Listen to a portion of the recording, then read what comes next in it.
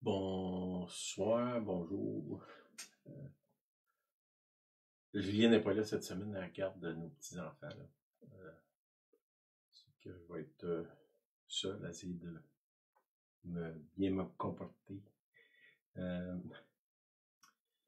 C'est ça, j'avais une annonce là, le samedi prochain, cette semaine, le 15 novembre, c'est la réunion de silence chez nous à Sainte-Clotilde. Si vous voulez être là, amenez-vous un lunch, on soupe ensemble après la réunion. Salut Rénal. Puis après ça, ben, le 13 décembre, il va y avoir une réunion de silence chez nous. Je ne sais pas si ça va être un repas ou genre de fête de Noël. C'est Julienne là, qui va gérer ça. C'est quand elle va être là, je vais vous tenir au courant de ça, des détails. Là. OK, ça, le 15 novembre, 13 décembre, pour ça. On a eu un petit peu de neige, là. Je sais pas où vous êtes, là. Mais c'est ça, on s'en va vers là, vers l'hiver, là. C'est bon. OK, je veux parler aujourd'hui d'être croyant. OK? Être croyant, on peut croire dans n'importe quoi, là. Ça dit dans la Bible même que les démons croient puis ils tremblent. Je pense pas que le fait qu'ils croient qu'ils sont sauvés, là. Je vais essayer d'explorer ça. Ça va beaucoup dans les questionnements que moi j'ai là, au niveau de l'Église.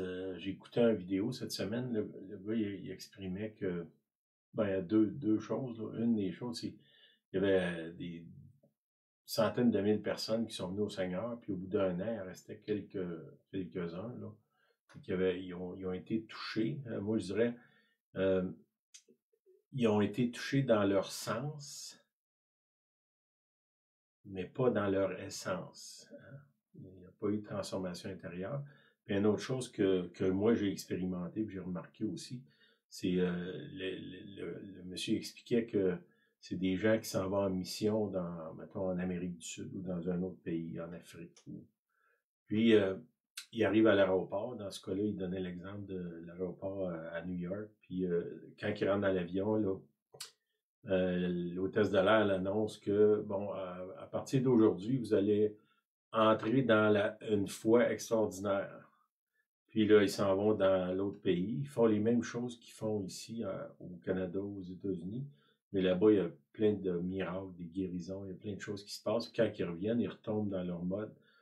Puis ça, ben, moi, j'appelle ça la culture du doute, qui est là, imprégnée dans l'Église, qui fait qu'on a beaucoup de la misère à avoir une foi qui est aveugle, une foi d'enfant, une foi qui déplace les montagnes, une foi qui, comme Jésus dit, si tu crois, il n'y a rien d'impossible.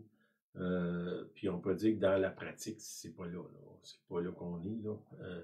Puis je pense qu'il faut qu'on reconnaisse où est-ce qu'on est si on veut changer de place. Hein. Si on se fait croire qu'on est dans quelque part, on n'est pas là. On vit dans l'illusion. Ça, c'est pas bon. On veut pas non plus vivre comment je dirais, dans le négativisme ou dans la défaite, mais il faut qu'on ait une opinion réaliste de où est-ce qu'on est si on veut aller de l'avant. OK, ça va être beaucoup sur la foi, je veux parler aujourd'hui. La religion chrétienne, contrairement aux autres religions, c'est Dieu qui initie. Hein? Jésus il est venu vers nous. Dieu est descendu sur la terre, il est venu.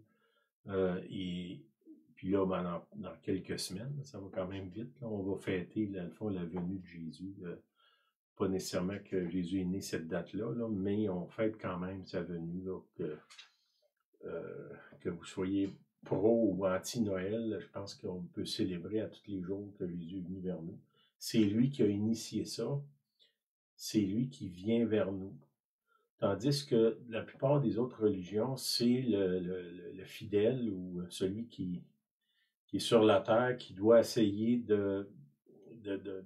d'avoir l'attention de celui qui est dans le ciel ou qui est en quelque part. Là. Des fois, on pourrait dire, dans certains cas, il est en enfer. Là. Mais c'est le croyant qui initie, tandis que nous, chez les chrétiens, c'est Dieu qui initie. C'est lui qui vient vers nous, c'est lui qui nous sauve. C'est lui qui nous appelle, c'est lui qui pourvoit nos besoins. C'est ce que j'ai. Je dis pas que j'ai pas de sacrifice à faire, mais l'approche chrétienne, c'est pas basé sur, à force de faire des sacrifices, je vais avoir l'attention de Dieu.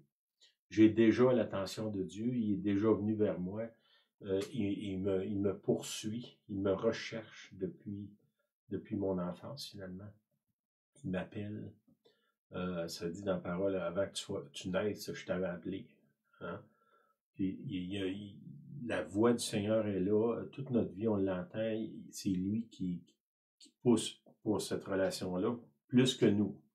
La plupart d'entre nous, on est plutôt en mode frein, d'arrêt presque, de dire, ben Seigneur, je suis pas sûr, je veux pas trop, qu'est-ce que le monde va dire, peut-être qu'il va m'enlever quelque chose ou il va me demander de faire quelque chose que je veux pas faire. Fait qu'on est plus sur ce mode-là de retenue que de pousser. Ce que Dieu nous demande finalement, c'est simplement de croire en lui. Ça, c'est une autre chose. La foi chrétienne est basée sur la foi, de croire. C'est pas un système de règlement que tu suis, puis que un peu comme un jeu que tu avances ton pion à mesure que tu fais des choses. Non, le Seigneur, il vient vers nous et il dit, ben, crois simplement. Crois-moi, pas moi, mais lui. Là.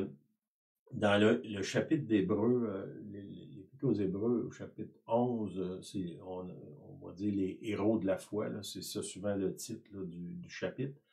Il y a plus que 20 fois que le mot foi est écrit dans ces pages-là. C'est par la foi qu'un tel a fait ça, c'est par la foi qu'un tel a fait ça, c'est par la foi qu'un tel... C'est par la foi, par la foi, par la foi. Puis cette foi-là, c'est pas juste je crois, c'est la foi chrétienne est appuyée sur la déclaration de Dieu. Hein? Dieu dit à Abraham, lève-toi, quitte ton pays, va-t'en à une autre place. Abraham a cru dans ce que Dieu lui a demandé. Il n'a pas juste j'ai la foi, puis le seulement la foi en quoi? C'est pas. Il faut qu'il y ait eu une révélation, puis qu'on s'accroche à cette révélation-là. Puis à partir de là, on marche par la foi. J'ai cru, puis j'ai obéi. Hein. Le mot foi, dans l'original, c'est pas juste une foi philosophique, c'est croire et obéir, ou croire et agir. Dieu m'a dit, je sais pas, moi, le Seigneur m'a dit, donne ton auto à quelqu'un. Tu sais, je peux bien dire, j'ai la foi, j'ai la foi, j'ai la foi. Tant que je ne l'ai pas faite, ma foi, comment je dirais, est vaine ou est inutile, elle ne sert à rien. Si Dieu me dit, va témoigner à un tel, puis j'y vais pas, je peux bien dire que j'ai la foi, mais j'ai pas les œuvres qui vont avec, j'ai pas l'action. Tu sais, il y a un débat sur t'es sauvé par tes œuvres ou par la foi seulement. On est sauvé par la foi, mais cette foi-là, c'est dans ce que Dieu demande ou dans quoi il nous invite. Dieu nous invite dans une aventure, puis là, si on croit en lui, on embarque dans cette aventure-là. Je pense, mettons, si je compare ça à une relation amoureuse, je sais pas, moi je rencontre une femme, on va dire qu'elle s'appelle Julienne. Je rencontre Julienne, je la regarde, elle m'intéresse, je vais vers elle. Elle peut se demander, mais qu'est-ce qu'il veut lui, puis c'est quoi ses intentions, puis je le connais pas, puis bon. Puis qu'est-ce qui se passe, c'est que mon rôle, c'est ou si je le désire, aller plus loin dans la relation, bien, il faut que la barrière du doute tombe, puis dans le fond, que la confiance s'installe. Et comment est-ce que la confiance s'installe? C'est en posant des gestes, puis en amenant la personne à croire, mettons dans le cas de Julienne, à croire en moi. Pas dans le sens que je suis le Seigneur, mais croire que j'ai les bonnes intentions, que je veux son bien, que je veux me donner à elle. Il y a un élément de foi dans ça, mais c'est pas instantané. Puis je peux pas juste dire, ben j'ai accepté le Seigneur hier, puis là j'ai la foi. Oui, t'es sauvé, mais tu n'as pas appris encore à t'abandonner au Seigneur. Puis je le vois avec les... Bon, nous, on a la chance de voyager beaucoup, on rencontre beaucoup de monde, on reçoit beaucoup de monde aussi. Donc, je peux dire, j'ai une image assez claire de ce que ressemble l'Église, là, ou la communauté des croyants, parce que ça a toutes sortes de formes, là, des grandes églises, des petites églises, des petits groupes de maisons, bon, il y a des gens, là, beaucoup à cette heure qui se rencontrent sur Internet, là, des Zooms, des choses comme ça.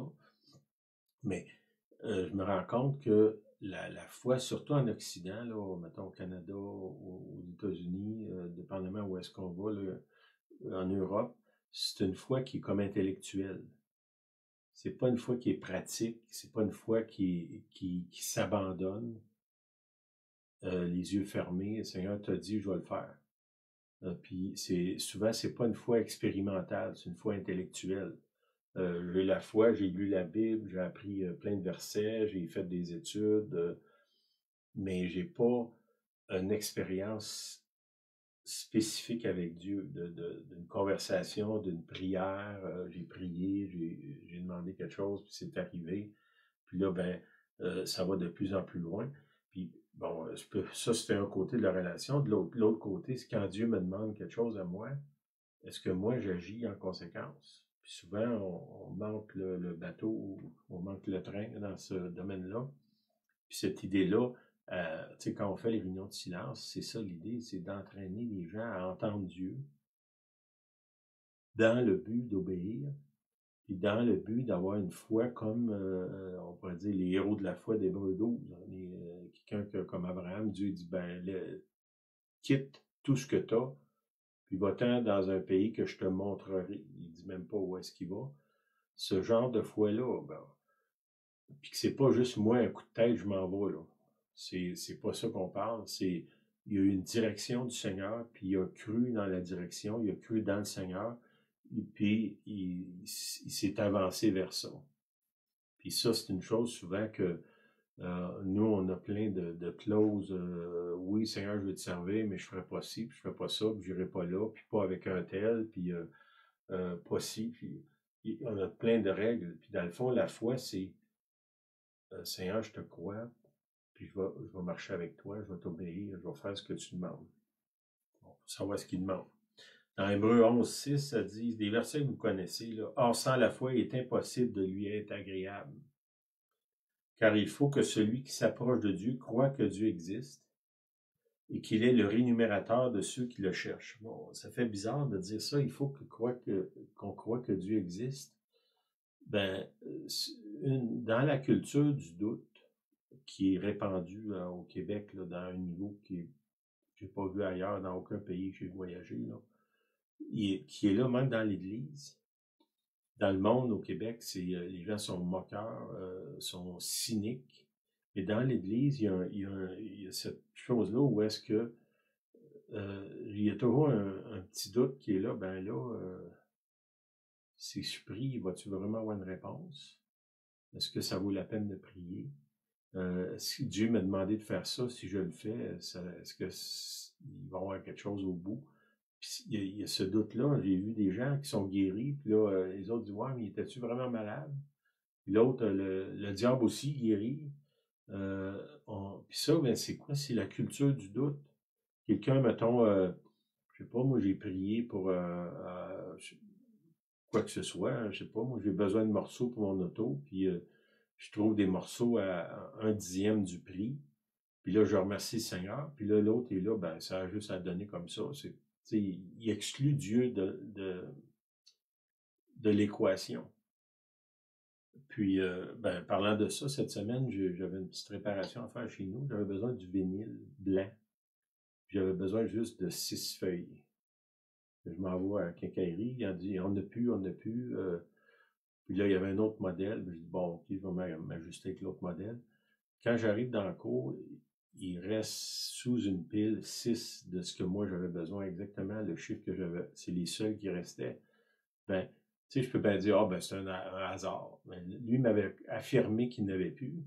J'arrive là, il y en a. Puis, exactement le nombre que j'ai besoin. Ben, moi, je vois Dieu dans ça. je crois que Dieu, il intervient dans ma vie, dans ces petites choses-là. Des fois, c'est des grandes choses. Puis, ce que ça a fait, c'est que plus que j'avance, plus que je crois que Dieu existe. Qui n'est pas, étrangement, le fait de tout le monde qui va à l'Église. Hein, les gars, beaucoup de gens, c'est « ils espèrent que », mais il n'y a pas cette foi-là de dire « je sais que mon Dieu va s'occuper de moi ».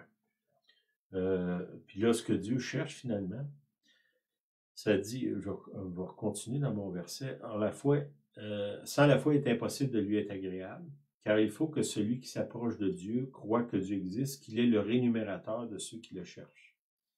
Bon, ici, là, parle de croire que Dieu existe, qui est lui, c'est le rémunérateur, c'est lui qui va pourvoir à ceux qui croient en lui, qui croient qu'il existe, puis qui le cherchent.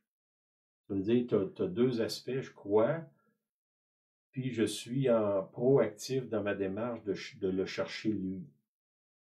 Qu'est-ce que tu veux, Seigneur? Notre prière, là, ça devrait changer. Devrait changer nos prières. D'arrêter de prier pour nous-mêmes, dans le sens donne-moi ci, donne-moi ça, fais ci, fais ça. Mais plutôt, Seigneur, qu'est-ce que tu veux que je fasse? Crée des opportunités pour moi, Seigneur, de grandir dans la foi. Comme je vous dis, là, ça peut être un vinyle, un morceau d'auto, une rencontre. J'ai besoin de voir quelqu'un. À un moment donné, j'étais au Mexique, dans une grosse ville, puis j'ai besoin de rencontrer quelqu'un. Je demande au Seigneur de le rencontrer. J'ai pas de téléphone, j'ai aucune idée. Je sais même pas s'il est dans la ville. Je pars à pied, j'étais avec mon ami Aimé. Puis on marche sur la rue, on tourne le coin, la personne est là devant nous. On venait de demander au Seigneur de le voir. Bon, on pouvait dire, ah, c'est un hasard. Ben, il y a trop d'hasards comme ça dans ma vie pour dire que c'est des hasards. C'est cette fois-là que Dieu m'a entendu. C'était pas genre, comment je dirais, un désir égoïste. J'avais besoin de voir cette personne-là pour organiser quelque chose. C'était pas donne-moi un Cadillac ou donne-moi $1 million. C'était en rapport avec l'œuvre de Dieu. Okay? Puis j'ai plein de choses comme ça qui m'arrivaient dans ma vie. Des fois, si j'avais besoin d'argent, à un moment donné, j'étais à Sainte-Marie, j'avais besoin d'argent pour aller à Ottawa. Je n'avais pas. Je stationne mon auto en plein hiver dans une rue, j'ouvre la porte, puis par terre, juste où est-ce que, quand on débarque de l'auto, il y avait de l'argent par terre, là. De l'argent assez pour faire ce que j'avais à faire. Vous pouvez dire, ben, ça a donné comme ça. T'es arrivé un petit peu trop souvent là, pour dire que c'est un addon. Ça, c'est qu'est-ce que ça fait? C'est que la foi, elle augmente. Pourquoi? Parce qu'on a cette conversation-là avec Dieu. Ben, Seigneur, telle chose, j'ai besoin. Puis à un moment donné, on peut arriver qu'on ne prie même plus. Pas qu'on ne prie pas du tout, mais je veux dire qu'on n'exprime pas nos désirs constamment. Parce qu'on a cette assurance-là. Il faut que celui qui s'approche de Dieu croit qu'il existe. Ben, je crois qu'il existe. Je crois que c'est lui le rémunérateur. Moi, dans mon cœur, je cherche Dieu. Puis, tu sais, ça dit, chercher premièrement le royaume et la justice de Dieu, premièrement. Tout le reste va vous être donné. C'est que si on focus sur, Seigneur, c'est toi que je veux, c'est toi que je cherche, ben, comment je dirais, Dieu va planter ou semer tout le long de mon chemin toutes sortes comment je dirais, d'expériences ou des fois, moi, j'appelle ça des clins d'œil du Seigneur, là, pour m'encourager à le chercher encore plus, puis affirmer ma foi que oui, je crois qu'il existe. Puis je crois qu'il est là, qu'il m'entend, je crois que je peux y parler, je crois qu'il, lui, peut me parler, qu'il a mis des gens, il a mis des choses sur mon chemin parce qu'il m'aime, hein, parce qu'il m'a poursuivi depuis mon enfance. Quand j'ai finalement accepté qui, dans le fond, son invitation, là, il m'a emmené dans une aventure avec lui. C'est une aventure extraordinaire, là. Dans plusieurs pays, dans toutes sortes de gens que j'ai rencontrés, toutes sortes d'expériences, qui a fait que, oui, aujourd'hui, je crois que Dieu existe. Puis quand je vous dis, tu sais, si on est chrétien, on va dire, ben oui, je crois que Dieu existe. Mais moi, je vois qu'il y a énormément de doute qui est là, qui doit tomber si on veut arriver à avoir une Église comme dans les Actes des Apôtres. Il faut que ça grandir dans la foi. Dieu cherche des gens qui vont avoir l'audace de le croire. Tu sais, si je prie, Seigneur, qu'est-ce que tu veux que je fasse? Ben, ça se peut qu'il me demande quelque chose qui va me déstabiliser ou qui va me sortir sérieusement de ma zone de confort. Si, tu sais, je suis une personne gênée, il va me demander d'aller voir quelqu'un. Là, pour moi, ça va être comme monter sur le mont Everest. Ou si je suis radin, là, que j'ai toujours peur de manquer d'argent, il va probablement me demander de donner des montants qui vont me déstabiliser à d'autres, là. Pour me faire comprendre, ton argent, c'est pas à toi, c'est à moi. Moi, dans le sens au Seigneur, là. Puis c'est moi qui est la source, c'est lui le rémunérateur, c'est moi qui pourvois tes besoins. Puis là, on peut bien dire, oui, mon Dieu pourvoira, mais si on vit dans la peur constante, on ne croit pas au Dieu pourvoit. Ce qu'il faut arriver, puis ça, c'est des expériences, mais ça prend de l'audace pour commencer à croire puis à marcher avec lui, là. OK, des choses que Dieu nous a promis. Dans Jean 15, 11, c'est Jésus qui parle, il dit, « Je vous ai dit ces choses afin que ma joie soit en vous et que votre joie soit parfaite. » Est-ce que je crois ça, moi, que ma joie peut être parfaite? Ou la moitié de mon existence, je passe mon temps à me plaindre, puis oui, c'est ça, à me plaindre. Ou si le Seigneur, il dit, ben, je te donne ma joie. Puis là, on pourrait dire, ben, le Seigneur pourrait dire, ben, est-ce que tu me crois que je peux te donner ça? Oui, mais là, est-ce que tu crois que je peux te donner ça? Tu sais, la joie, c'est, imaginez-vous, c'est probablement le plus grand antidépresseur que tu peux jamais prendre dans ta vie, là. La joie de Dieu. C'est pas une joie là, qui je ris puis je me roule par terre, là. C'est une joie profonde qui me fait regarder la vie avec une sainte confiance que mon Dieu va s'occuper de moi. Est-ce que ça veut dire que j'aurai jamais de problème? Non. Souvent, le Seigneur m'a permis d'être coincé en quelque part où est-ce que j'avais aucun moyen de m'en sortir. Puis ça, c'est arrivé à maintes reprises dans ma vie. Puis à la dernière seconde, il est intervenu. Puis ça a fait grandir ma foi. Ça veut dire que l'expérience du manque extrême ou du problème sans solution, ça venait de lui pour m'apprendre à m'abandonner. C'est que la vie chrétienne, c'est pas une vie sans problème. C'est une marche avec Dieu dans la vie comme les autres. Quand il pleut, ça dit il pleut sur les justes et les injustes. Les justes, ils ont des accidents, ils ont des peines, ils ont des pertes, comme les autres. Et dans ça, ils sont accompagnés. C'est que l'idée que si t'es chrétien, il t'arrive rien de mal, c'est pas biblique, là. Tous les apôtres sont morts martyrs, sauf un, là, c'est Jean. Fait que c'est ça, mais cette joie-là, on voit que, comment ils s'appellent, les apôtres se font battre puis là, sont contents d'avoir été battus pour le nom de Jésus. Ça, c'est pas une joie humaine, là. Hein? Personne n'aime ça se faire battre, là. Et comment ça qu'eux, ils étaient contents de s'être fait battre parce qu'ils croyaient dans le nom de Jésus? C'est une joie qui est surnaturelle. C'est pas une joie circonstancielle. J'ai gagné à la loterie, là. C'est pas de ça qu'on parle. OK, dans Jean 14, 27, ça, c'est un verset que, Seigneur, donne-moi la grâce d'embrasser ce verset-là. Je vous laisse la paix, je vous donne ma paix. Ça, c'est Jésus qui dit ça encore. Je ne vous donne pas comme le monde donne. Que votre cœur ne se trouble point et ne s'alarme point. Bon, si j'ai la foi, ben ça, c'est Jésus qui dit ça. Il dit ça aux disciples, mais je pense pas que ça s'est annulé avec eux autres, là. Puis aujourd'hui, à la vitesse que le monde est rendu, puis avec toutes les communications mondiales, puis on est au courant de plein de choses qui se passent ailleurs, que à l'époque, personne ne savait ce qui se passait à 5000 de chez eux. Aujourd'hui, s'il y a quelque chose en Chine, je le sais 2 minutes après. Qu'est-ce que ça fait? C'est que ça m'amène à vivre dans un, un tourment constant autour de moi. Là, Jésus, dans ce tourment-là, il dit, ben, je te laisse ma paix, je te la donne, ma paix. Et je ne donne pas comme le monde. Comment que le monde donne? Ben, je vais te donner la paix si tu me donnes ça, puis si tu fais ça, puis si tu fais pas ça, ben, je vais te l'enlever.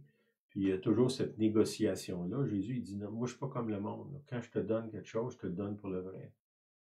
Ben là, est-ce que moi, je crois vraiment en ça?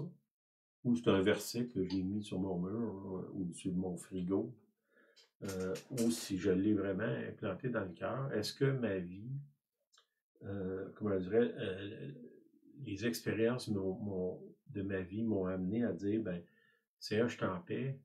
Puis cette paix-là, c'est pas, je suis amnésique, je ne sais pas ce qui se passe autour de moi, ou je n'écoute pas la TV, comme ça, je ne vais pas souffrir, là. Non, c'est pas, c'est pas, je me suis mis la tête dans le sable, là, puis comme ça, je sais rien de ce qui se passe, comme je suis en paix. Je peux être comme ça, puis dans mon âme, je suis constamment tourmenté. C'est que c'est pas une paix qui fait que tout va bien autour. C'est une paix qui est surnaturelle intérieure. Là, il continue en disant que votre cœur ne se trouble point. Un cœur qui n'est pas troublé. Hein? C'est pas merveilleux, ça, ce qu'il nous offre. Qui ne s'alarme point. Dans Romains 8, 15, il dit vous n'avez point reçu un esprit de servitude, hein, ou d'esclave, pour être encore dans la crainte. Encore là, il parle de la crainte. Mais vous avez reçu un esprit d'adoption. Est-ce que j'ai la ferme assurance que je suis un enfant de Dieu? Puis comme je vous dis, je peux bien le dire, puis l'avoir, puis après le verset par cœur. Ici, il parle d'expérience. J'ai eu une expérience, ça fait plusieurs années. Ça faisait peut-être 10-15 ans, j'étais chrétien. Puis, dans le fond, j'ai eu beaucoup d'expérience avec Dieu. Là. Le Seigneur m'a béni beaucoup là, de voir son intervention dans ma vie. Je me souviens, je revenais de Tête-Feuille, j'étais dans mon auto. Puis j'ai été envahi de la présence de Dieu dans mon auto. Puis c'est comme si Dieu a déversé son amour sur moi. Puis je ne sais pas si je pourrais associer ça à un esprit d'adoption.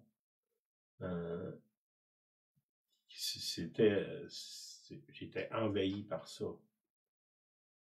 Tellement que, tu sais, presque je me suis demandé est-ce que je t'ai sauvé avant. Là. Puis j'avais eu déjà, comme je vous dis, plein d'expériences, mais c'est comme si Dieu m'a amené à un autre endroit. Là. Ça dit, on est transformé de gloire en gloire. C'est comme si je partais d'une gloire, puis je venais de tomber dans l'autre.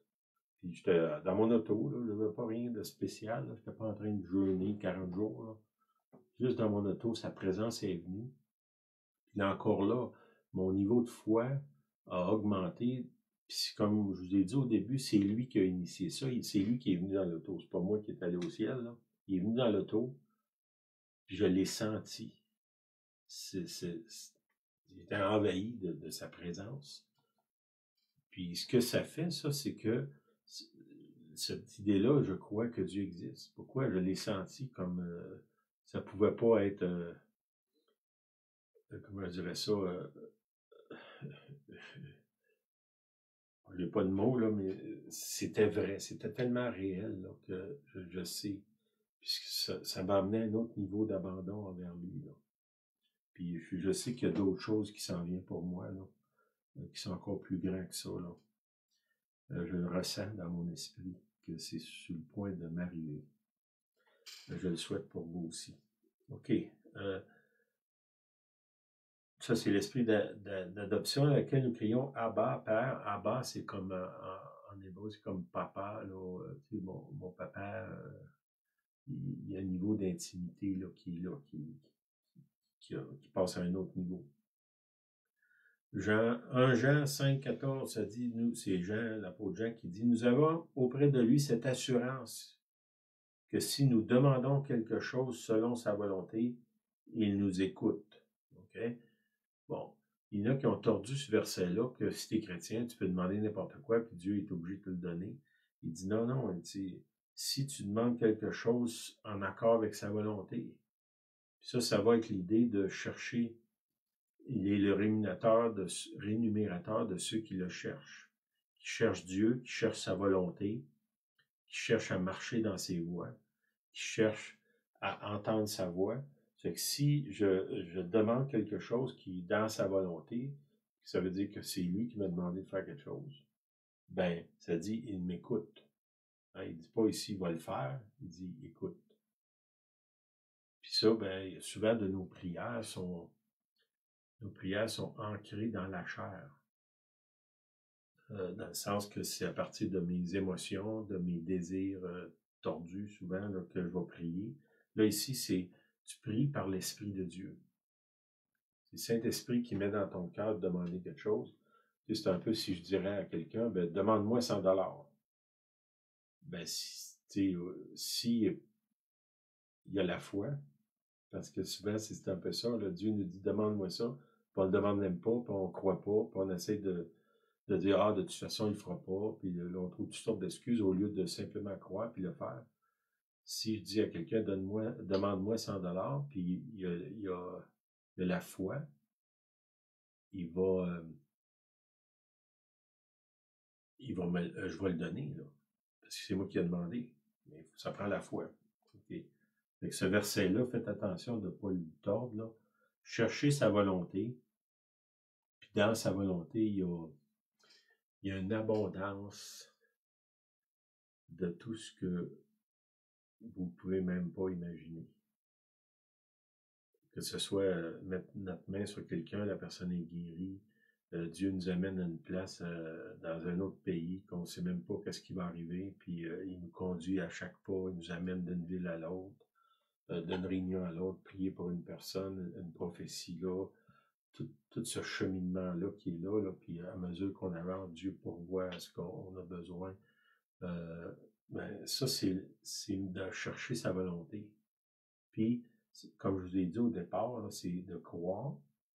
Je crois, mais quand il me dit de bouger, ben j'obéis. Cherchons premièrement le royaume. Quand on entend une directive du royaume, ben agissons en conséquence. Puis là, c'est là qu'on va avoir une expérience avec Dieu. Pour connaître sa volonté, il nous a donné Saint-Esprit. Hein? Saint-Esprit, qu'est-ce qui est là? Jésus, il dit, dans Jean 20, 22, ça dit, après ces paroles, Jésus souffla sur eux, sur les disciples, il leur dit, recevez le Saint-Esprit. Puis, c'est au travers du Saint-Esprit qui est là en nous, si on se connecte avec lui, si on cherche sa volonté, on est conscient dans tout ce qu'on fait. On a comme notre oreille étendue, notre cœur est ouvert, nos yeux sont à l'affût. Qu'est-ce que le Saint-Esprit veut faire? Qu'est-ce que tu veux, Seigneur? Puis, quand il me parle, ben là, il faut que j'obéisse.